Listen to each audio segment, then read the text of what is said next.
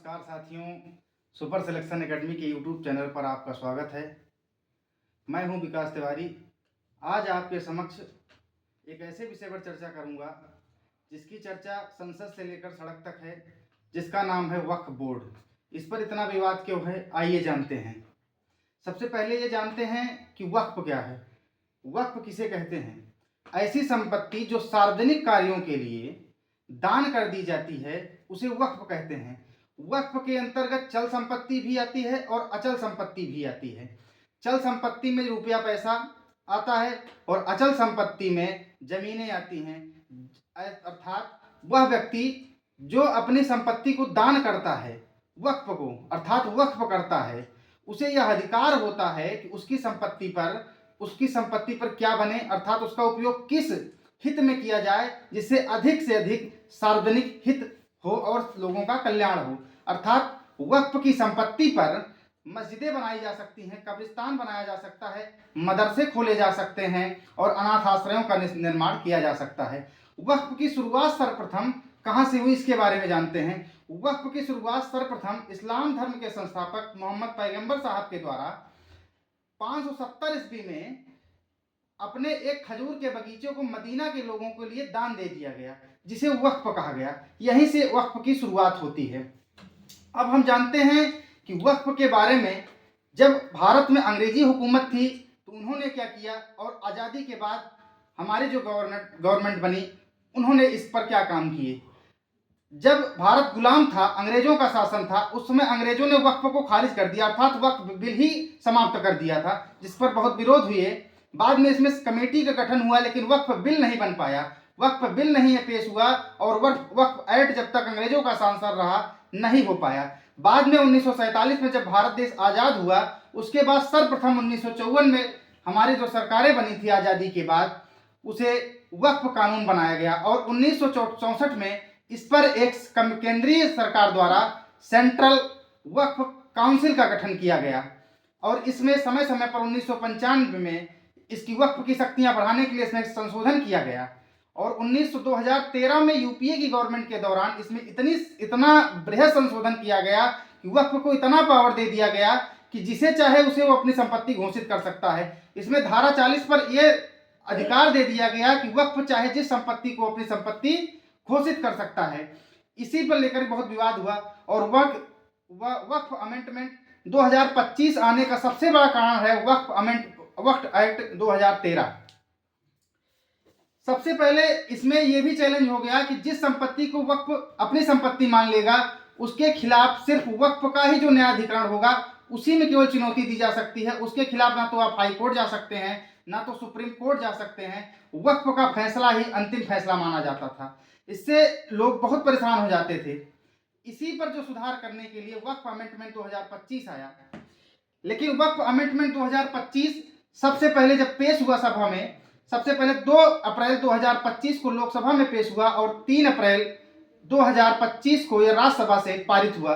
लोकसभा में 288 सदस्यों के द्वारा इस पर समर्थन किया गया और राज्यसभा में 128 सदस्यों के द्वारा इस पर समर्थन दिया गया है, जिसके तहत इसके बाद ये राष्ट्रपति के साइन होने के बाद वक्फ अमेंडमेंट बिल जो है 2025 वक्फ अमेंडमेंट एक्ट 2025 में परिवर्तित हो गया।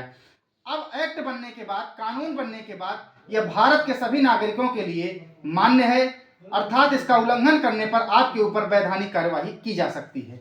आप इसका उल्लंघन नहीं कर सकते हैं। अब जानते हैं कि इस पर जो हमारे राजनेताओं के द्वारा बयान दिए गए, उसके बाद इस पर जो भारत में संसद से लेकर सड़क तक विवाद हुआ उसके बारे में। इसमें राजनेताओं के द्वारा ये कहा गया कि जो मुस्लिमों के अधीन जिस पर मुस्लिम की जो है सार्वजनिक काम के जैसे कब्रिस्तान हो गया, मस्जिदें हो गई, इसको भी सरकार अपने पक्ष में कर लेगी। लेकिन ऐसा कुछ नहीं है। सरकार की मंशा ये है कि जो इसमें मस्जिद और ये हैं, अब वक्फ बिल 2025 जब पेश हुआ उसके पहले एक्ट बना। जब एक्ट बनने के पहले जितनी संपत्तियां वक्फ पे पास हैं उस पर अगर कोई विवाद नहीं है, ना तो वो सरकारी संपत्ति है और ना ही किसी पर किसी से विवाद चल रहा है, तो वो सारी वक्फ बोर्ड के पास जितनी भी संपत्तियां हैं उस पर ये नियम लागू नहीं होगा, बशर्ते वो जमीन सरकारी नहीं होनी चाहिए और उस पर किसी का कोई विवाद या दावा न ठोका गया हो। अगर दावा ठोका गया हो या सरकारी संपत्तियों पर अवैध रूप से वक्फ बोर्ड ने कब्जा कर रखा है तो उस पर यह नियम लागू होगा और उस पर उसकी जांच होगी। जांच का अधिकार इसको बढ़ा दिया गया है वर्ष 2025 में। इसका अमेंडमेंट एक्ट में इसके प्रावधान किए गए हैं कि इसमें जांच का अधिकार जिले के कलेक्टर साहब को होगा। कलेक्टर साहब इसका निर्धारण करेंगे, उनके यहाँ आप अपील करेंगे, उनके यहाँ मुकदमा चलेगा और वो डिसाइड करेंगे कि ये संपत्ति किसकी है।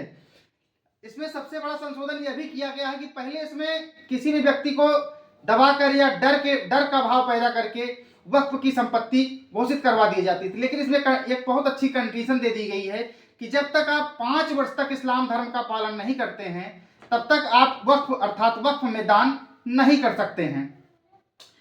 वर्तमान में वक्फ के पास 9 लाख एकड़ जमीन है, उसके पास दान के रूप में या सरकारी संपत्ति सब मिला करके उसके पास 9 लाख एकड़ जमीनें हैं।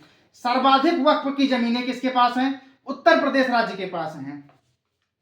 इसमें एक महत्वपूर्ण संशोधन यह भी किया गया है, पहले वक्फ बोर्ड का जो ट्रिब्यूनल होता था केवल आप अपील वहीं कर सकते हो, लेकिन वर्तमान में अमेंडमेंट 2025 में से संशोधन करके इसकी सीमा दायरों को बढ़ा दिया गया है। आप 90 दिन के भीतर वक्फ ट्रिब्यूनल के बोर्ड के खिलाफ अगर आपका निर्णय आया है तो आप हाई कोर्ट में अपील कर सकते हैं और वहां अपना बचाव पक्ष रखते हुए राहत प्राप्त कर सकते हैं। और सबसे विशेष बात इसमें यह भी की गई है, जहां पे हमारे अनुसूचित जातियों के भाई जनजातियों के भाई रहते हैं, जहां पर अनुसूचित जनजातियां निवास करती हैं, वहां पर वक्फ घोषित नहीं किया जा सकता है। इसमें सबसे महत्वपूर्ण संशोधन क्या क्या हुए हैं? वक्फ में पहला संशोधन यह हुआ है कि धारा 40 को समाप्त कर दिया गया है, अर्थात अब वक्फ किसी भी संपत्ति को अपनी संपत्ति घोषित नहीं कर सकता है।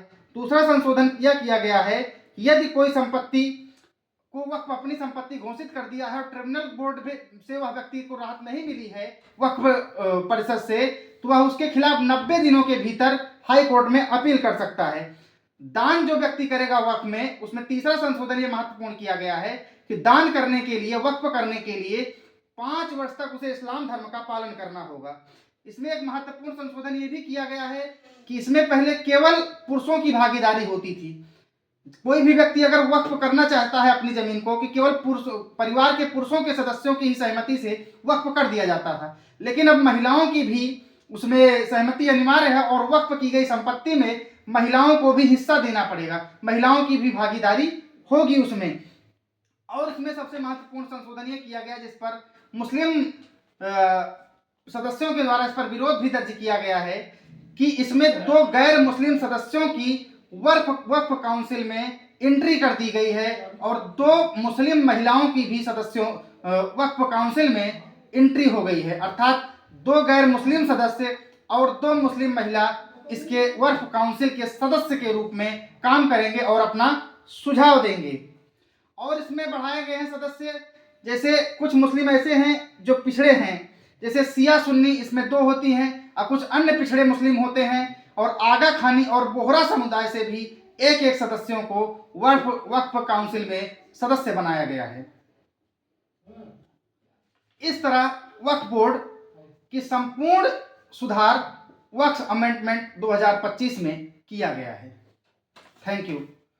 आप लोगों से निवेदन है कि हमारे चैनल को ज़्यादा से ज़्यादा लाइक करें, शेयर करें और सब्सक्राइब करें, जिससे आपको निरंतर अच्छी जानकारियाँ, ऐतिहासिक जानकारियाँ समय समय पर उपलब्ध हो सकें। धन्यवाद।